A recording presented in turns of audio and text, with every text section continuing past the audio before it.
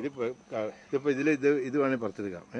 എന്നിട്ട് ഉളൻ ഇതിൽ വെക്കണം, പൊതിഞ്ഞിട്ട് ഏർലി മോർണിംഗ് സൺറൈസ് ചൂട് അധികം പാടില്ല. അതായത് 20 ഡിഗ്രീസിൽ ഉണക്കണം, ബിലോ 20 ഡിഗ്രിയിൽ ഡ്രൈ ചെയ്യണം. അപ്പോൾ ഏർലി മോർണിംഗ് അതുണ്ടല്ലോ ഇവിടെ കുറച്ച് അതാണോ? ഇത് പോളൻ ചെയ്യുന്ന ബൈ ഹാൻഡാണ്. അതിന് ട്രെയിൻഡ് വർക്ക്മെൻ വേണം. അപ്പോൾ അവിടെ കുറച്ച് ക്ലോവിലേക്ക് വേണ്ടി ഒരുപാട് നോട്ടം ക്ലോ പ്ലാന്റ് ഉണ്ട്. ഇവിടെ 2 ക്ലോ ട്രീ ഉണ്ട്.